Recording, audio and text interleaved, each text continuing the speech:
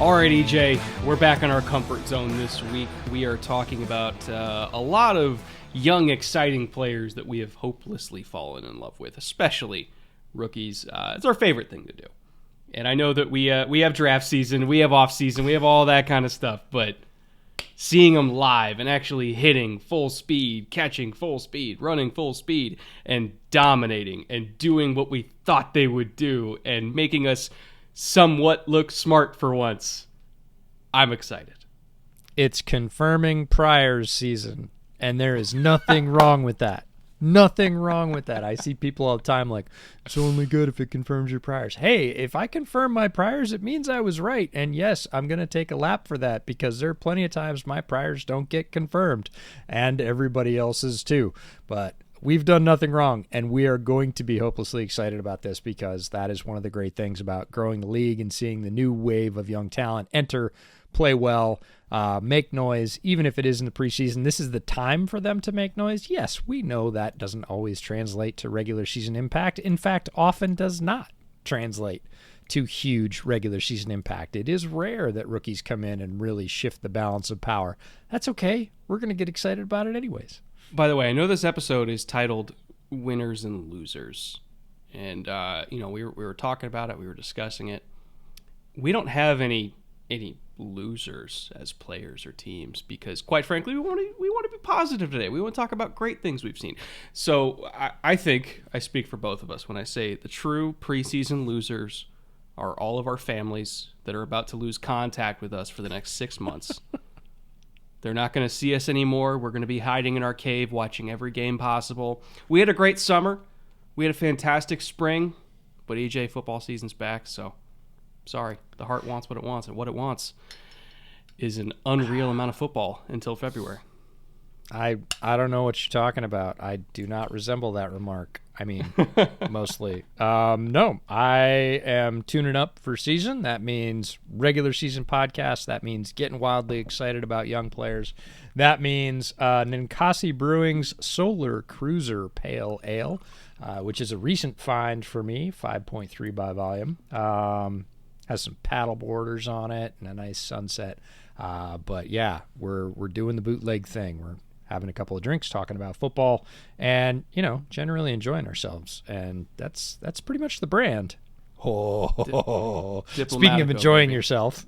Yeah, I'm embracing summer. It's still rum season. I'm getting the most out of it while I still can.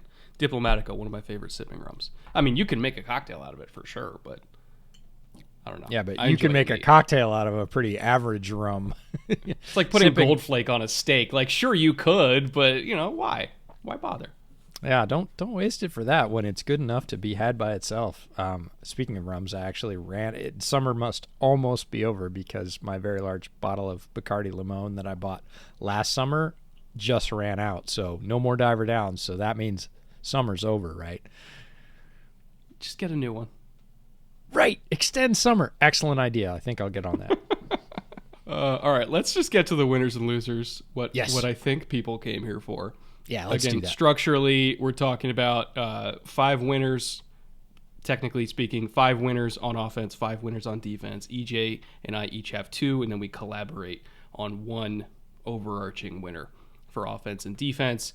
And these can be mostly players. In some cases, it can be situations or pairings or duos, anything like that. We'll get back to the show in just a second, but really quick, fall is the start of the busy season for a lot of different small business owners, obviously including EJ and myself there too, because our business is literally football.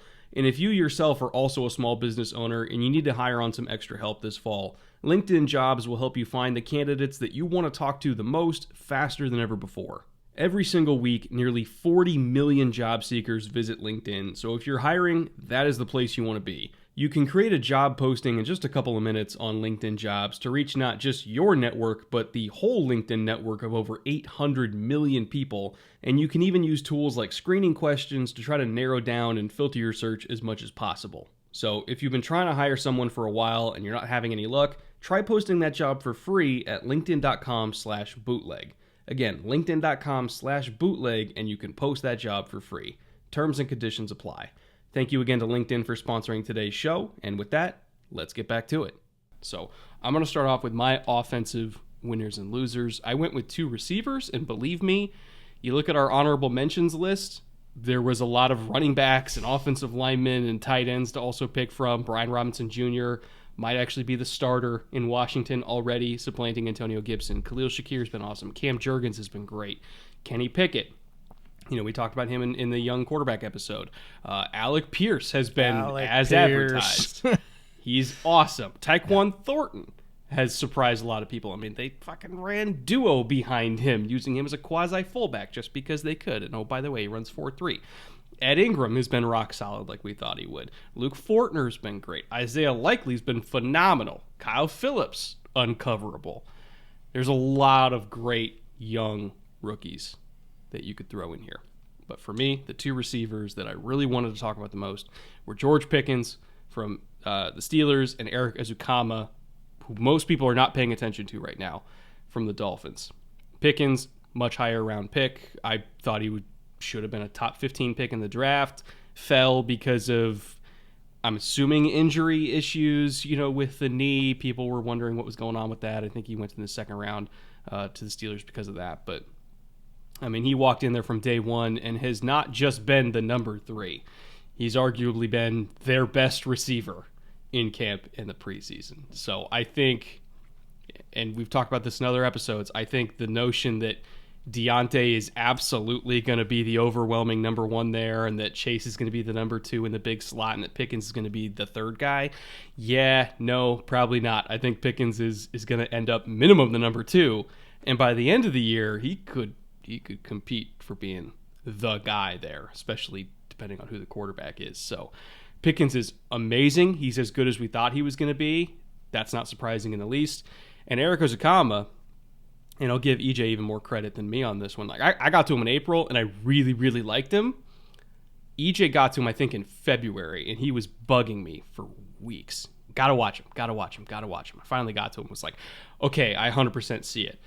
When he got to Miami, you and I both immediately said, he is going to be different than every other receiver they have in that receiving core, which means he's going to have a role because he's different. He's a bigger body, great contested catcher.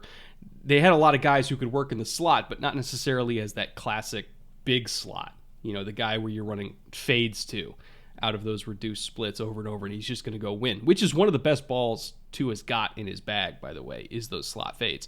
Eric Ezukama is that guy. But he's not just that. Like, he's winning on, you put him at X and say, go win on the slant against press. He's doing that. He's really finding his way in terms of reading coverage and settling in between zones. He's winning his one-on-ones. He's doing everything to the point where I know they brought in Cedric Wilson. You and I love Cedric Wilson. I think Ezukama is going to end up as their number 3, and a more productive number 3 than you think as a rookie that was a day 3 pick. He's awesome, and so I want to give you your flowers for pointing that out in fucking February, that this day 3 receiver is awesome, but he absolutely is. When I started looking at him, he wasn't a day 3 receiver. So his estimated draft position when I watched him, and this is not a I found him first, pound the table moment. I am always hesitant to say that because I never find anybody first. There are people that study these folks when they're freshmen. I don't have time to do that. Do I know about freshmen that go off in college football? Sure. Do I study them? No. And that's different. So I'm never going to pound the table and say first. This isn't about first. This is about when I got to him, I went, this is a guy that can play, period. Like, this is a player. He should be drafted. So then I went and looked up his, at that point, average draft position in mock drafts. And it was very early. And it was like 270 or 320, depending where you look, which is well UDFA. Undraftable. Yeah. Like, that is an undraftable free agent. And I was like, huh? What did I miss? So I reached out to a couple people I know that do draft analysis and do get more access to the background stuff than I do, the personal stuff, legal stuff, medical stuff, and said, and what am I missing here? Does this guy have a bulky knee? Did he assault somebody we haven't heard about? Like, everybody said, no, he's got a pretty clean sheet, which means no red flags that they knew about that were, significant in terms of affecting his draft status. And I was like, well, what then? Because if he has tape that looks like this in a clean sheet, Why is nobody talking about him? Which is when I started bugging you about him and other people. And one of the people I reached out to in the league, I said, pay attention to this guy. Like, I don't know what staff thinks about in terms of roles they need, and of course what's going to happen with all the free agency, but like, pay attention. This guy can play and he's going to be a value, because right now nobody even has a draftable grade. So late round flyer, like, do that. Between the time I did that initially, it was about 6 weeks before draft time, give or take, a little more.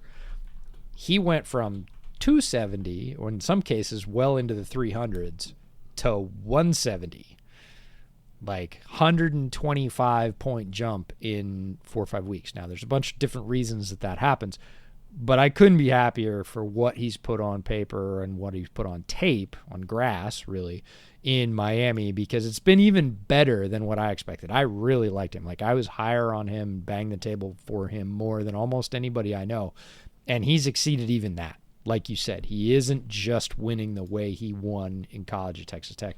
He's winning in other ways. And that is really good news for the Dolphins. Maybe not for having spent a bunch of money on Cedric Wilson when, you've got a player that's going to create those kind of opportunities for himself at a much more reasonable cost. It's not a bad thing. It's a good problem to have. You can run out Ced Wilson as your 4, which is an embarrassment of riches. You're doing okay. Yeah. So this isn't about first. It's about, man, he's really good. I said he was good. He's been even better, and that's exciting. One thing really quick. Today's episode is sponsored by Upside. For every purchase you make on gas, groceries, or even dining out, all of which are obviously incredibly expensive these days, Upside will help you earn cash back on those purchases. In particular for me, I go all the way from the ass end of Orange County out to LA at least once a week, and I'm about to be driving even more than that soon because of all the travel to training camps and games that I'm doing. So the cash back on gas in particular is very valuable to me, just like I'm sure it would be valuable to a lot of you as well. On the app, all you have to do is claim an offer for whatever you're buying on Upside, check in at the business, pay as you normally do with your credit or debit card, and then you get cash back. It's very easy to do, so if you want to try out Upside for yourself just to make your purchases hurt as little as humanly possible these days, you can use promo code BOOTLEG and get $5 or more cash back on your first purchase of $10 or more. Again, that is promo code BOOTLEG for $5 or more cash back on your first purchase of at least $10. Thank you again to Upside for sponsoring today's show, and with that, let's get back to it. I just think this rookie receiving class has not just met, but exceeded expectations so far, and not just the top guys, but that second and third layer too. Like there is a remarkable amount of snaps that this receiving core is going to get as rookies, all the way from the first rounders down to the fifth rounders. You look at guys like Kyle Phillips, we mentioned. A lot of really, really, really good receivers. And maybe the best one I didn't even mention yet because he's one of your top 2 picks. Yeah, Sky Moore's on my list, and I don't think we've gone a day. We've talked about this in previous podcasts. I don't think we've gone a day without a Sky Moore highlight out of KC. He is rapidly gaining what I would consider a preeminent role in KC's receiving core. He is building a chemistry that is undeniable with Patrick Mahomes. He is creating yards with those opportunities, whether they be throwing opportunities or whether they be jet motion, whether they be toss sweeps. They've used him in a lot of different ways, and you're going to see production out of him, even in an offense that spreads it around. Mahomes and Andy Reid will spread it around. They will hit the open receiver. They're famous for that. Travis Kelce's still going to get his chunks. But everybody was like, Tyreek Hill. They're not going to be able to function without Tyreek Hill. I'm not saying that Sky Moore's Tyreek Hill. He's not. He has a different skill set. One of my favorite things about Sky Moore is he went 100 miles an hour every snap in college. And I mean every snap. And that's really rare. A lot of people say that about players. Very few players actually do that. Sky Moore goes 100 miles an hour every snap. Pass blocking, doesn't matter. Run blocking, does that too. Short routes, overs, fakes. Right, where he's clearly a decoy down the field. He's given a true release, a punch into the chest of the defender, and racing down the sideline. Looks no different than an option, a play where he's the option number 1, supposed to get the ball. all that's translating in Kansas City. We're seeing all of that, and he's going to have a greater share than you think he's going to have in Kansas City. He is going to be the preeminent receiver as a rookie in what is a very veteran and established offense. That's not common. Sky Moore's not common. Again, he's exceeding expectations. We loved him. We thought he was really good. He's done even better than that. So he's super exciting and added to this bulk of the receiving core. There's no other way to say it. When we were talking about honorable mentions, Khalil Shakir, Alec Pierce has been exceptional for Indianapolis. Tyquan Thornton has exceeded expectations in New England. Isaiah Likely, yeah, he's a receiver. I don't care what you want to call him. He's a receiver, and he's doing great. Kyle Phillips, we loved and did a thing on Bootleg Football Clips about after the Shrine Bowl. Like, you add all that into the bucket. This is an extremely talented receiving class, and we haven't even talked about everybody yet. So really exciting there. My other player is Damien Pierce, who is a running back for Houston. Everybody said, well, he's going to be behind Marlon Mack. Well, that was a reasonable expectation. He, from the moment he has hit the ground in Houston, has been sort of bucking that trend and saying, no, I'm going to be the number one, and I'm going to be really good. I'm going to be super productive. You posted other facets of his game. We all know he's a super tough guy. One of his famous runs in college was without his helmet, or after his helmet had been removed forcibly. Let's put it that way. You put up a pass blocking rep where he's giving linebackers the absolute business. He gave him a spine buster straight up. He is another 100-mile-an-hour all-the-time guy. Didn't get as many opportunities at Florida, and that really frustrated the Florida faithful, because every time he got a chance, he basically had a 50-50 split with their other running back. But every time he got a chance, he did more with his than the other guy did with theirs, and yet coaching staff wouldn't give him the balance of carries. I don't think we're going to see that in Houston. I think the coaching staff will give him the balance of carries and will be rewarded. When he was drafted on a live stream, I said he will be one of the top 10 running backs in the NFL within 2 years. And a lot of people raised their eyebrows at that. They're like, whoa, tell me where you are midseason if he stays healthy. Like, tell me where you are on that statement midseason if he stays healthy. I think you'd be right there with me. He's definitely going to get the opportunity. You know, there's in terms of backfields that are paved the way for somebody to start in a committee and then take over the committee. Houston's it. They don't have a whole lot of top flight running back talent. In fact, they probably have the least amount of it in the league. So if there's anywhere that a rookie's going to go in, especially a fourth round rookie, it's going to go in and get even half the total touches. Houston's that place. Now, as for Sky Moore, we've talked endlessly about how great he is. You know, we've talked about, predictions for Rookie of the Year and everything like that.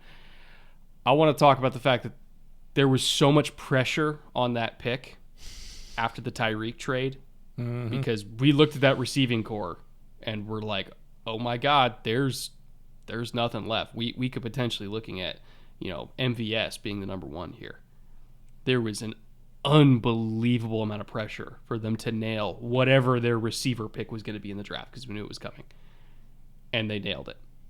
And so in terms of the necessity of finding a guy who could play immediately and then managing to do it, hats off to the Chiefs. I mean, that was a true, like, Indiana Jones reaching under the wall, collapsing for his hat moment. Like, you had to nail it right then and there, and they did. So for a front office that desperately needed that pick, congratulations to them for making it.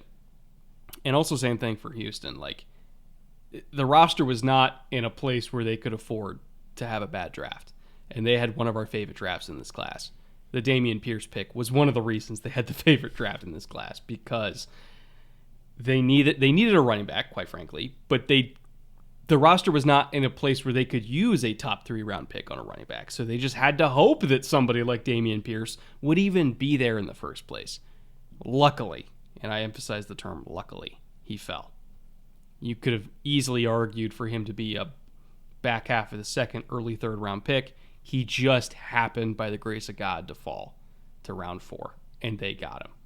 So, again, great draft for both of these front offices, for teams that, for different reasons, needed to have great drafts desperately, and they were able to do it. One quick thing, and then we'll get right back to the show. A lot of you guys listening, just like us, are longtime Manscaped users. There's 6 million men in this country that use Manscaped, and a lot of which watch this show. And because the Venn diagram of our audiences is basically a circle at this point, Manscaped wants you all to know that they've released the 4.0 version of the Perfect Package. I've used them since all the way back at 1.0 when they weren't even sold in stores yet, so I personally know how far they've come. And inside the new and improved Perfect Package, you've still got the Lawnmower 4.0 trimmer, which of course has ceramic blades, skin-safe technology to kind of reduce nicks and cuts, a 7,000 RPM motor, an LED spotlight, and it's waterproof. There's also the Weed Whacker for ear and nose hair trimming, and it also comes with the Crop Preserver Ball Deodorant and Crop Reviver, plus there's Manscaped boxers and a travel bag as free gifts included in the package. If you want to try out the Perfect Package for yourself to cover all of your different grooming needs, you can get a 20% off discount plus free shipping with code BOOTLEG at manscaped.com. Again, that is 20% off plus free shipping with promo code BOOTLEG at manscaped.com. Thank you to Manscaped for partnering with us once again, and with that, let's get back to the show. And speaking of that theme, by the way, of teams that desperately needed to have a good draft and had it, the Seahawks, because they didn't have a super deep talented roster, that's why they traded Russ in the first place. They weren't ready to compete. He wanted out. They obliged. They needed to nail this draft in order to create as good of an environment as possible to bring in, whether this year or next year, a young quarterback that can pick up that mantle. They also nailed this draft when they absolutely needed to. And our collaboration pick for preseason winner on offense is actually 2 players. And it's Charles Cross and Abe Lucas. We've seen a lot of teams draft bookend tackles or what they hope will be bookend tackles. And, you guys, they end up starting both of them together at some point. How often do you see not just drafting 2 tackles that will play for you in the same class, but play well for you in the same class? I can't remember the last time I saw a team do that. And specifically for Charles Cross, he's one of only 2 tackles in the entire league right now that have played, if I recall correctly, it's played over 40 snaps without allowing a pressure in the entire league. He is phenomenal. He is everything that they hoped he would be. And remember, that's one of the picks they got back in the trade for Russell Wilson from Denver. They needed a franchise left tackle. They got one. But they also needed a right tackle too. And they ended up getting a monstrously athletic Abe Lucas in the 3rd round, who we know had a lot of potential and we hope that he could get there. He's already looking like he's getting there. So it's not just the fact that they drafted 2 tackles that will start. It's that they drafted 2 tackles that will start and play well. That is rare. And I can't remember the last time a team did that. And the amount of value that gives to a team, tackle, doesn't matter left or right anymore. Tackle is a premium position. It's a premium draft capital position, and it is a premium dollar position in both free agency, franchise tag, however you want to measure it. It is a premium position. You needed 2. You needed a left and a right, and you got both on rookie contracts, and they're playing well already, not even out of their first preseason. Cross has been technically proficient, his hands and his feet welded together. He was one of my top tackles in this draft. I really liked the way he played, and he's played, if anything, even better since hitting the Seahawks. Lucas was super athletic, had some really good pass sets against great rushers in the Pac-12 in college. I worried about his ability to handle power sometimes, and a lot of people worried about his run blocking because, he's an air raid guy. I understand that. Just because a guy doesn't do something in college doesn't mean he can't do it, and he has come out and buried guys in the run game in the preseason. This guy is a Slayer fan. He is all about it. He wants to, and now he gets the chance to, and he's showing out. So if you grab a pair of starting bookend tackles that are going to play well, who are both on rookie contracts, if you weld that together, it's basically like nailing a quarterback pick in terms of what it saves you on the cap or allows you to do within that window when they're both on rookie contracts. If this works out for the Hawks, and it sure looks like it's doing that on early returns, it is a massive win for John Schneider and Pete Carroll. Especially because, let's just say the offensive line is not even great, but just above average this year. Yep. Which if you have good book-in tackles, yeah, your line's probably going to be above average. And then you got DK and you got Lockett, and we like what some of their other young receivers are doing. You got a talented tight end, Noah Fant. You got some running backs that we really like. That's a pretty attractive destination for, let's just say there's a veteran free agent quarterback that maybe doesn't like his current environment, that wants out and wants to go to a new team. Well, Seattle all of a sudden is a lot more attractive than they were a year ago, which is the reason why Russ wanted out in the first place. You never know when there's going to be a capable veteran quarterback available. We've seen it happen multiple times over the last few years. Matt Ryan was available. Tom Brady, of course, is available. Matt Stafford was available. It's kind of a recurring trend that's happening in the NFL where quarterbacks are embracing mobility and saying, I want to go where I can win. We don't know where the next one's going to be, but if this trend holds, there's going to be one somewhere.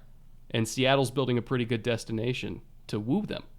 Their array of weapons is pretty damn impressive. And it's better than people think. And we've talked about this at length in the offseason, with Russ leaving. It was all about whether or not Russ was going to leave, not only for the picks you get back and the team building implications, but also for the offense they ran. At this point in his career, Russell Wilson runs the Russell Wilson offense. And the offense that I saw at the preseason game last week when I went and watched the Bears play the Seahawks was not the Russell Wilson offense. So that brings other players that we've been excited about in the past sort of back into preeminence. Like Colby Parkinson had some really nice seam receptions, which we got excited about. They weren't going to throw those. They certainly weren't going to get past a player like Noah Fant. One receiving tight end was going to be enough. If you have two, plus DK, plus Lockett, plus an extremely deep backfield that not enough people are talking about. Like DJ Dallas, Travis Homer have both looked really good. They've got Kenneth Walker. Yeah, I know he's got a groin thing, but you got a backfield of like Kenneth Walker the third, DJ Dallas, and Travis Homer, plus the weapons on the outside, plus a deep tight end room that wasn't used, and now you have an offensive line in front of that.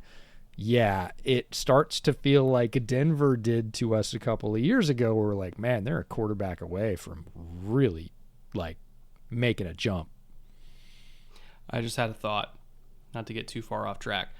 You plug Tyler Huntley in behind this young offensive line with those weapons. And with that defense with Clint Hurd. We went over their whole defensive staff. Tyler Huntley on that team, I'm not so sure they don't make the playoffs because Tyler Huntley's looked fucking awesome. You want to go a step further? What's that? The guy ahead of Tyler Huntley. I was trying to just allude to it because the thought I thought Baltimore about it letting 3 Lamar minutes walk ago. away. I was like, so what if it turns ugly? I don't think it will. Caveat. I do not think Lamar is leaving Baltimore. Don't get all hot and bothered in the comments. I don't think it's going to happen. But as you said,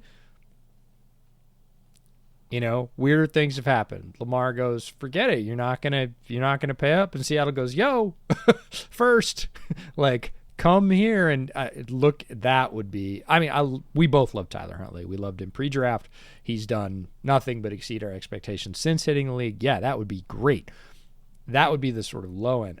A top end starter coming loose is going to look at this destination and go, they can win right now. Like, they're all set. And I'm probably not going to get killed because the line is good and improving. That's a very potent recipe for luring talent. I will give the odds that Lamar leaves Baltimore at 5%, and I'll give the odds that Baltimore trades Lamar to Seattle at 1%. Yeah. But I'll tell you what, the odds that I thought Russ was leaving Seattle 2 years ago were about the same as that, so you never know. The NFL's fucking crazy. Either way, they're building a great foundation for whoever ends up starting there. All right, let's get to defense. Again, a lot of options here. Some honorable mentions that we love. Jordan Davis, who I think very easily could compete for Rookie of the Year. Derek Stingley's looked phenomenal. George Karlaftis has been a wrecking crew. Travis Jones has looked great. Channing Tindall, by the way, speaking of Dolphins rookies. They had a very small class, but they seem to have nailed it. Tindall's looking awesome.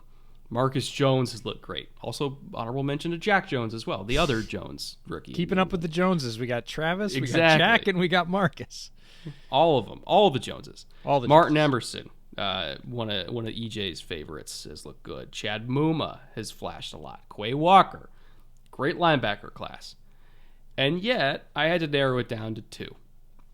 And so I ended up picking 2 guys that I had easy first-round grades on, and Walker I thought was the easy first overall pick, and he ended up did go in first overall. So I have Trayvon Walker and Boye Amafe, 2 of the most talented edge rushers, not just in this class, but in any class. They are both incredibly physically gifted and also play slightly different positions. Walker is a guy where you can line him up basically anything from 3 out to a 9, and he's going to be great. On passing downs, it's probably the only time you play him at 3, but he's a phenomenal run defender, so you want to put him at 4-eye just like he did at Georgia. He can play like a traditional odd front defensive end. You want to get into tight stuff, you can play 4-eye, take on double teams, all that shit for you. Most of the time he's going to play either 5 or a heavy 5, something like that. But on passing downs, he could also kick out to a 9. And he's got the get off and the bend for that too. He could stand up. He could do 3-point stance, 4-point stance, anything. Drop him into coverage. I don't care. He is a unicorn athletically. And we are seeing the Jags use him like that. He's lined up everywhere. He's done a little bit of everything. And I think that what Trayvon Walker was at Georgia was just the great stabilizer. He was the guy who just set up all the pins for Tyndall and Roquan and all these linebackers, Nolan, all of them. He set up the pins, everybody else knocked them down. Jacksonville, I think, is going to let him start knocking down some pins himself, and he is more than capable of doing that. So I'm extraordinarily excited to watch him there. And then Boye Amafe was somebody who you and I both talked about having an unreal ceiling. Like, his first step is crazy. He did have a false step at the top of it when he was at Minnesota, but Clint Hurt seems to have already gotten rid of that, so he's not kind of doing that extra little, like, plant your back foot and then push off on the front foot. He's already locked and loaded on the front foot, so when that ball is snapped, he is fucking gone. He is out of there. He is in the backfield. So eliminating that false step and kind of quickening his pace that way and helping him to really utilize that natural burst that he's got has already made a big difference. He had 2 sacks in his first game. The first one, he just blew right by the tackle, did a nice little kind of chop move and dipped around. And the second one I thought was even just as impressive, where it was a bootleg, and you saw Kenny Pickett ironically have a welcome to the NFL moment against another rookie, where he realized, like, oh, everybody's faster here. Oh my God, I can't just run away from people on boot, because Boye Amafe stopped, turned on a dime, and just ran his ass down like a lion on the Serengeti. It was gnarly how fast he closed that gap. And so Boye is an unreal athlete. I think Clint Hurt is already starting to unlock that and get him from a technique perspective to where he can really put that athleticism to use. And I think him just being a rotational edge rusher is not going to last that long. He's way too explosive to just be a rotational guy as a rookie. Eventually he's going to start, and once he starts, I don't think he's giving that job back. Seattle needed a guy that was going to be the straw that stirred the drink in the pass rush. They needed an alpha athletic edge rusher who is a problem for opposing offenses.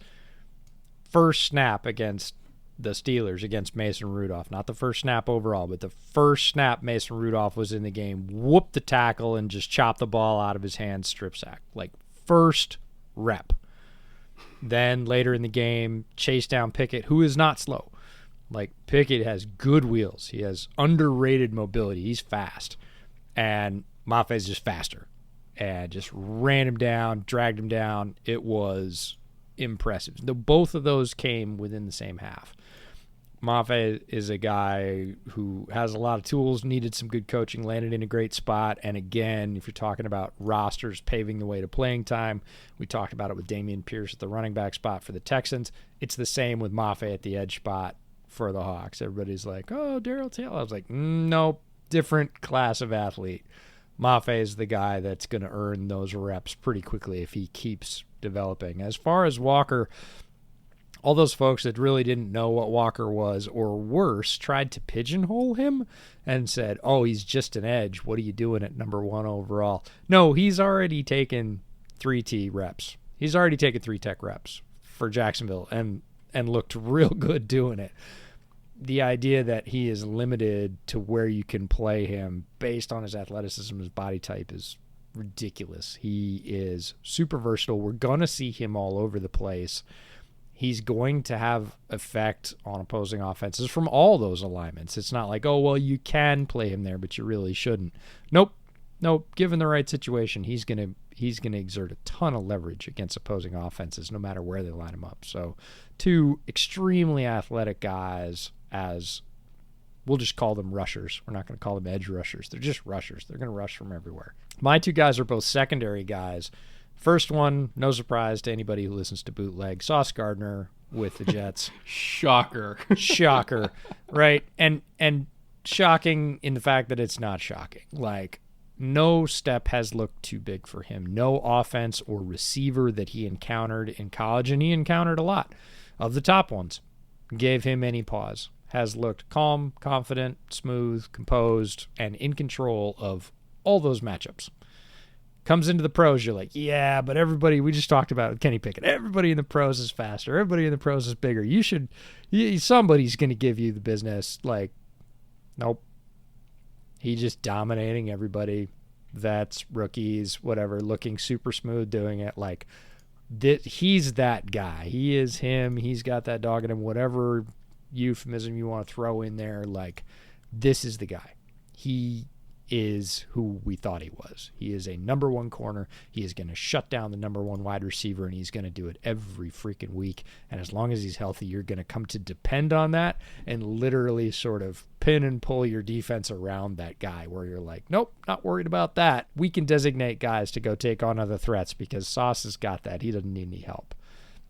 The second one is Jaquan Brisker. And yes, I know he suffered the thumb injury. I'm not super worried about it. Neither are the Bears. He did have surgery. He will be back this season. I don't see it slowing him down a whole lot. Easy for me to say. I don't have to deal with the pain and the rehab. But before that, Jaquan Brisker in 1 series in his first preseason game caused a 3-and-out by himself. All 3 plays, he made the play.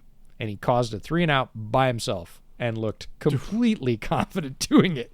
And at that point, it was like, again, that's not surprising based on his body of work, on his tape at Penn State. Like, he was one of the more versatile safeties in this draft. Said it before he was drafted.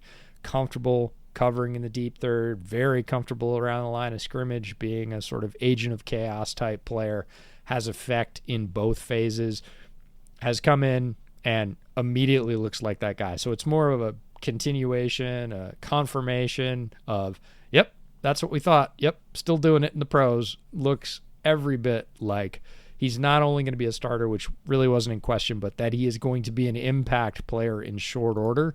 And that's the confirmation you want to see. We know preseason is not the regular season, but what you want to see is guys that play physical and fast, guys that do not look like they are overmatched mentally or physically, that the moment is not too big for them, and that they make plays against what are usually backups, right? You want to see all those things. And if you do, those are the best signs you can get out of preseason. Is it a guarantee of success in the regular season? Of course not. If you don't see those things, might you start to worry? You might. But if you do see those things, that's the confirmation you're going to get out of what the NFL preseason is. Brisker, not to drive it home too much, but he reminded me a lot of the other Penn State safety that the Bears drafted once upon a time, in Adrian Amos, where if you remember when Amos first started, I think he was like a 5th-round pick or something like that. He was. They got him at 5th round. But you knew immediately, like, he's for real. And that's what's interesting about, you know, pre-draft evaluation versus post-draft reality is once they're all on the field together, it's not a projection. Like, you can see, can you play or not? Can you make plays or not? Do you belong or not? Amos showed immediately that it didn't matter what round he went in. Like, he was that guy, and he's carved out a great career for himself because of that. How many 5th-round DBs end up starting as many games as him? Not many, let alone starting well. And Jaquan Brisker, was a much more heralded safety prospect, went in the second round, not the fifth. But again, immediately, once he was on the field with everyone else, with other NFL players, the projection went out the window, and it was like, no, he's a top-level, top-flight, immediate starter making plays against other NFL players. Like, there was no delay in terms of how quick he hit the ground and just kept on running. So Jaquan Brisker, we said at the time we kind of expected this to happen just because of the kind of prospect he was, but he's that guy. He is, for me, he is like sauce, where it's like, he is him. There was no doubt about it from day one. Starting caliber, top tier starting caliber safety. And to be perfectly honest, after that first game, I was like, I don't need to see anything else. And if, I kind of wanted him to just sit until the regular season started. But of course he didn't. And then he hurt his thumb and now he's injured. But after that first drive, I really didn't need to see anything else. He was already that guy. So I love Jaquan Brisker. Hopefully the thumb doesn't affect him too much into the regular season because he is a truly phenomenal player. At least so far, he's a phenomenal player. Now, speaking of our collaborative pick, another safety in this class that you and I had high expectations for and then came in and immediately met them, Dax Hill in Cincinnati. You and I agreed he was an easy, pretty much anywhere after the top 12 to 15 picks. He could have gone to any of those teams and we would have been like, sure, fine, totally cool. He could have been nickel. He could have been free safety. He could have been strong safety. You could put him at outside corner if you want to, and he'd probably be fine. He was just a do-it-all DB in what we think is moving towards a more positionless era in terms of DB play. He was tailor-made for it. Ended up going to Cincinnati. They didn't necessarily need him for this year, but considering the contract talks that are happening with Jesse Bates, we figured, okay, well, by 2023, they're probably going to need him, so might as well draft him now. And just like Brisker, from the moment he got on the field, all projection went out the window, and it became very clear this guy not just belongs, but he's better than 75% of the other guys out there. Even as a rookie, even in his first month on the job, he is that type of player. The range is crazy. The closing speed is crazy. The ball skills, they put him at free safety, which we knew that he could do it, but actually seeing it on an NFL field, seeing the range translate against NFL speed, where he's not just meeting the receiver at the ball, he's beating the receiver to the ball. It's different. He is so different to 95% of other safety prospects that come in the league. And I know it's a stacked roster. He might not be a starter this year, but on most teams, he would be because he is fucking good. I don't know that he won't be. I'm not so sure about that. I was more sure about that post-draft. We said that. We said, well, again, they don't need him this year. He's definitely going to play some, but we'll see how much. After watching the immediacy of his decisions, the immediacy of his break, the immediacy of his impact, and just the very few opportunities we've had to see him so far throughout camp in the preseason, I'm not so sure that it's just one of those guys, right? Yes, we don't need him. How do we keep him off the field? When he's on the field, he does that. Does the other guy that's taken up that spot do that? And the answer for most players, like you said, 75% of the players is, nah, man, he doesn't do that often. And Dax does it all the time. And it is interesting that they've already played him deep, because one of the things about Dax Hill is he's extremely versatile. Like you said, he could have been nickel, he could have been star, he could have been, box safety. He probably could even play a little bit outside corner, like you said. But there was a bias towards being closer to the ball. We knew that he had the physical skills to play deep third, but he didn't have that many reps in college at deep third. He had some, more than some other folks, more than like Jalen Petrie, but not nearly as many as somebody like Jaquan Brisker. So there was this projection, everybody's like, well, Jesse Bates is going to go out and Dax Hill's going to go in. And it's like, well, that's not for sure, because they do different things. Like, Dax is a really good player and a really good athlete, but he doesn't have near as much experience as Jesse Bates does in the deep third, where he is awesome, one of the top 3 or 4 safeties in the NFL in that position. He goes in, they play him in the deep third, and he's anticipation, mental anticipation, physical burst, and again, beating the receiver to the spot to get the ball. Like, okay, I guess he can do that just as well as everything else too. So with all that said, with all that talent, with all that burst and impact wrapped up in one player, it's going to be hard to keep him off the field. Like, as the season goes on, injuries or not, his snaps are going to increase. The coach is just going to see it on tape and be like, we need that out there. Like, take that and add it to the already stacked offensive and largely defensive roster, and you got one more reason to win a couple games. And when you're talking about a team like Cincinnati, that's a huge deal. The hard part is just figuring out exactly what spot every single safety for them would play, because Jesse Bates does all that same stuff that Dax. Yeah, you're not taking him off the field. No. And Von Bell, in terms of Von, he's not as rangy as the other two, but he's also a really good blitzer. He's a good tackler. He's great in the run game. So it's like I kind of like the idea of dropping him down low, but man, Dax is a blitzer. Like, Dak's closing speed as a pass rusher off the edge, like we saw it at Michigan, he's nuts there too. So I have no idea where they're going to fit all together. What I do know is I hope they find a way. And I think that Lou Anarumo, who's their DC, is going to have a blast just figuring it out, because he has 3 really good safeties. And at corner, that's the thing, is if you put him at nickel, like, it's so easy to say, oh, just put him at nickel. It's like, well, they got Mike Hilton too. So it's like, do you want to take Mike Hilton off the field? Or, I don't know. I can't figure it out, but I'm also not an NFL defensive coordinator, so it's not my job to figure it out. We'll just see what they do. Check back in October, and I'm sure they'll have an answer by then. But yeah, Dax Hill, day one was nuts. Brisker, day one was nuts. Sauce, day one was nuts. This DB class, man, like, we had high hopes for it, but good Lord, I think they're exceeding even our expectations, which is great. We love it when this much talent comes in the NFL, by the way.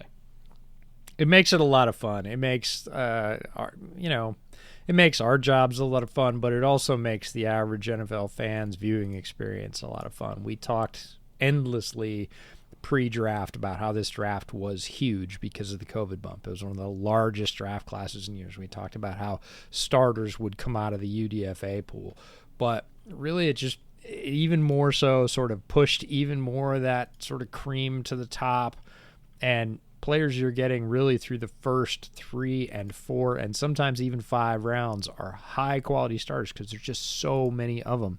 I'm thinking about Dominique Robinson, who was not on this list, who is a 5th round pass rusher for the Bears, who has already flashed like plus athleticism, closing speed, like is going to be a rotational piece for the Bears. He went in the 5th. Is it because he's a 5th round player? No, it's because there were so many guys who were talented edges stacked above him that a player of his caliber was available in the 5th, so the Bears would have been silly not to pick him. We're seeing that with the DB class, the edge class, the DT class, the receiver class that we talked about. It's just cool for the league to get this massive influx of talent and for more rookies than are usual to make a big impact. Again, the number of rookies that make a truly significant impact, offense or defense, in the NFL per year, really low. It's a handful on both sides of the ball that are true difference makers. 5, 7, maybe 10, like on each side of the ball. This year might be a little higher, might be 12, might be 15. Who knows? We'll see. But it's just cool to have that kind of anticipation, and it gives teams a lot of flexibility as well to say, hey, if we don't sign Jesse Bates, it's okay. We got a Dax Hill. We're not going to have a massive drop-off from one of the best players in the NFL if we have to let him go because we're going to pay X down the line. Like, that's cool. And believe you me, Jesse Bates, if he leaves Cincinnati, will find a home and very quickly and be super well compensated because he's talent. And the NFL is a meritocracy. It loves talent. But this is just so cool to see this huge influx of really talented guys on both sides of the ball hitting the league. It just makes for more exciting football. Now, in terms of what's next for our final, I guess you can call it off-season content. We do have our annual season awards prediction episode coming up next week. That's where we, predict not just division by division like we did over summer, but league-wide. Who's our league MVP pick? Offensive Defense Player of the Year, Rookie of the Year, all that stuff. We're picking conference championship matchups, Super Bowl winners, all that kind of stuff. We're saving that for our annual season predictions award episode next week.